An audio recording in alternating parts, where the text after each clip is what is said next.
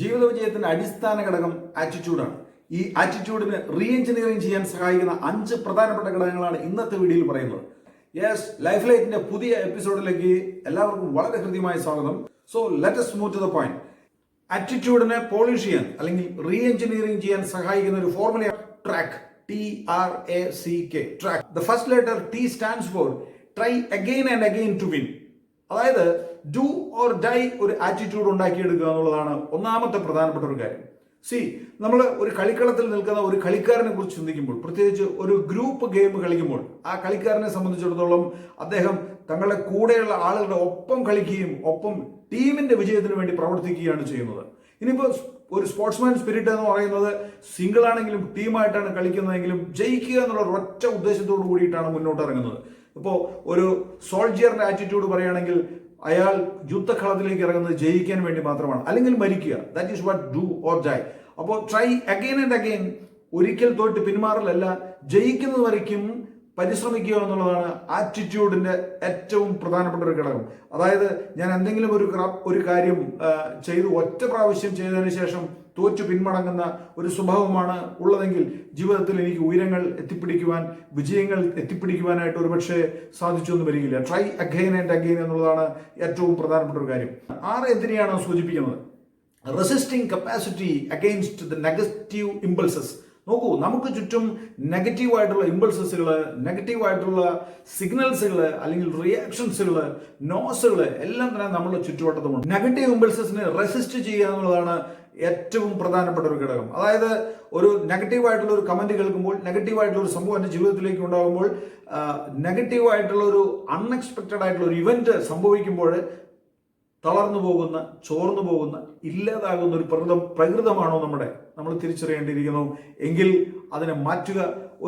എനിക്ക് റെസിസ്റ്റ് ചെയ്യാനായിട്ട് സാധിക്കും, എൻ്റെ മുന്നിൽ വരുന്ന പ്രതിസന്ധി എനിക്ക് മറികടക്കാനായിട്ട് പറ്റുമെന്നുള്ളൊരു ഉറച്ച മനോഭാവം നമ്മൾ ഉണ്ടാക്കിയെടുക്കലാണ് രണ്ടാമത്തെ പ്രധാനപ്പെട്ട ഒരു കാര്യം എന്ന് പറയുന്നത്. ഇനി ട്രാക്കിന്റെ മൂന്നാമത്തെ ലെറ്ററായ എയിലേക്ക് നമ്മൾ പോകുമ്പോൾ, analysing capacity to find out the minute positive seeds from every adverse situation.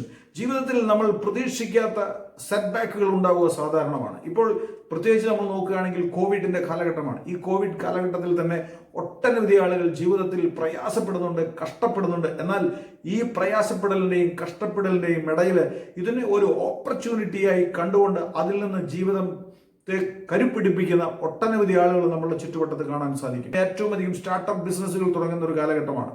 അതായത് ഇതിനിടയിൽ വായിച്ചൊരു വാർത്ത എൻ്റെ മനസ്സിലേക്ക് കയറി വരികയാണ്. അതായത് ഗാർമെന്റ്സ് ഉണ്ടാക്കുന്നതിന് വേണ്ടിയിട്ട് ഒരു യൂണിറ്റ് തുടങ്ങിയിട്ടുള്ള ഒരാൾ പെട്ടെന്ന് കൊറോണ എഫക്ട് മൊത്തം നാട്ടിൽ ഉണ്ടായതിന് പേരിൽ അദ്ദേഹത്തിന്റെ സ്റ്റാർട്ടപ്പ് യൂണിറ്റ് തുടങ്ങാനായി സാധിച്ചില്ല. എന്നാൽ കുറച്ച് ദിവസങ്ങൾക്ക് ശേഷം അദ്ദേഹം അവിടെ മാസ്ക് ഉണ്ടാക്കുന്ന ഒരു സംവിധാനത്തിലേക്ക് തിരിയുകയും സാഹചര്യത്തിനനുസരിച്ച് മാറുകയും ചെയ്തുകൊണ്ട് അദ്ദേഹം ഇന്ന് കേരളത്തിലെ തന്നെ അറിയപ്പെടുന്ന മാസ്ക് നിർമ്മാണ യൂണിറ്റിന്റെ ഉടമയായി തീർന്നിരിക്കുകയാണ്. അപ്പോൾ ഇതെന്ന് പറയുന്നത് ഒരു അഡ്വേഴ്സ് സിറ്റുവേഷനിൽ ഒരു പോസിറ്റീവായിട്ടുള്ള ഒരു സീഡ് കാണാനായിട്ട് അദ്ദേഹത്തിന് സാധിച്ചു എന്നുള്ളതാണ്. ഒരു പോസിറ്റീവായിട്ടുള്ള ഒരു വിത്ത് കാണാനായിട്ട് സാധിച്ചു. അപ്പോൾ നോക്കൂ, ഇവിടെ തിരിച്ചറിയേണ്ട ഒരു കാര്യം എന്ന് പറയുന്നത്, പ്രതിസന്ധികൾക്കുള്ളിൽ ഒരിക്കലും നമുക്ക് ഫലം കാണാനായിട്ട് പറ്റില്ല, ഒരു വിത്തിനെ മാത്രമാണ് കാണാനായിട്ട് പറ്റുക.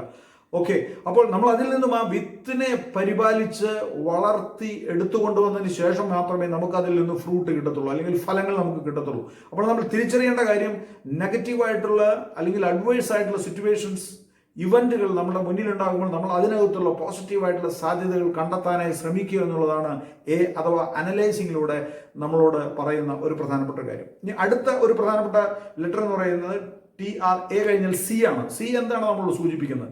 Courage even to fail. നോക്കൂ, ജയിക്കാനായിട്ട് ആർക്കും ധൈര്യത്തിന്റെ ആവശ്യമില്ല, തോൽക്കാനാണ് ധൈര്യം വേണ്ടത്. ഒരു ബോക്സിംഗ് റിംഗിലേക്ക് ഒരാൾ ബോക്സിംഗ് ചെയ്യുന്നതിന് വേണ്ടി പോകണമെങ്കിൽ അദ്ദേഹത്തിന് ജയിക്കാൻ പറ്റുമെന്ന് അറിഞ്ഞാൽ തീർച്ചയായും അയാൾ ബോക്സിംഗ് റിംഗിലേക്ക് കയറും. അവിടെ എൻ്റെ മുന്നിൽ നിൽക്കുന്ന എതിരാളി എന്നേക്കാൾ ശക്തനാണ്, അല്ലെങ്കിൽ എന്നോട് അത്രയ്ക്കും പവറുള്ള ഒരാളാണെന്ന് തിരിച്ചറിയുമ്പോഴാണ് അദ്ദേഹത്തിന് അവിടെ ധൈര്യത്തിന്റെ ആവശ്യം വരുന്നത്. പ്രത്യേകിച്ച് ബിസിനസ് മേഖലയിൽ ഇറങ്ങുന്ന ഒരാളെ സംബന്ധിച്ചിടത്തോളം, അല്ലെങ്കിൽ ഒരു റിസ്ക് എടുക്കാനായിട്ടുള്ള ഒരു കപ്പാസിറ്റി ഉണ്ടാവണം, ഒരു കാൽക്കുലേറ്റഡ് റിസ്ക് എടുക്കാനായിട്ടുള്ള ഒരു കപ്പാസിറ്റി ഉണ്ടാകണം. ഈ കപ്പാസിറ്റിയാണ് നമ്മൾ കറേജ് എന്ന് വിളിക്കുന്നത്. ബോക്സിംഗ് റിംഗിലേക്ക് കയറുന്ന ഒരാൾ എതിരാളി ഇടിച്ചു വീഴ്ത്താൻ എനിക്ക് പറ്റും, എനിക്കതിനുള്ള കപ്പാസിറ്റി ഉണ്ട് എന്ന് തിരിച്ചറിയുന്നതാണ് ഏറ്റവും പ്രധാനപ്പെട്ട ഒരു കാര്യം. ഇനി ഒപ്പം തന്നെ എനിക്ക് പരാജയം സംഭവിച്ചാൽ മാക്സിമം എനിക്ക് എന്താണ് സംഭവിക്കാൻ പോകുന്നതിനെക്കുറിച്ച് അയാൾക്ക് അറിയാനായിട്ട് പറ്റും, അല്ലെങ്കിൽ അറിഞ്ഞു കഴിഞ്ഞതിന് ശേഷമാണ് അദ്ദേഹം അവിടേക്ക് ചെല്ലുന്നത് എന്നുള്ളതാണ് ഏറ്റവും പ്രധാനപ്പെട്ട കാര്യം. അപ്പോൾ നമ്മൾ തിരിച്ചറിയേണ്ടത് കറേജ് വളരെ അത്യന്താപേക്ഷിതമായിട്ടുള്ള ഒരു കാര്യമാണ്. പേടിച്ച് പിന്മാറുന്ന ഒരു സ്വഭാവമുള്ള ഒരാൾക്ക് ജീവിതത്തിൽ വിജയിക്കാനായിട്ട് സാധിക്കില്ല. അപ്പോൾ ആറ്റിറ്റ്യൂഡിൻ്റെ ഒരു പ്രധാനപ്പെട്ട ഒരു ഘടകമാണ് കറേജ് ഉണ്ടായിരിക്കുക എന്നുള്ളത്, ധൈര്യം ഉണ്ടായിരിക്കുക എന്നുള്ളത്.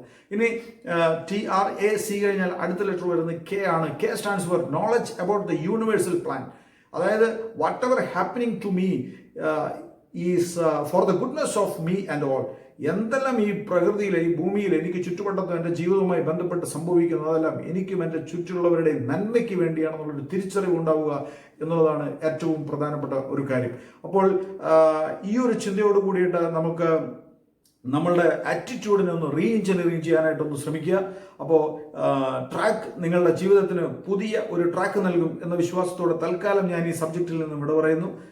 വീണ്ടും ഒരു സബ്ജക്റ്റുമായി വരുന്നവരിക്കും ഒരു ചെറിയ ഇടവേള. വെറുതെ ഇരിക്കുവാനല്ല, നന്മ ചെയ്യുവാൻ. Till then take care, good bye.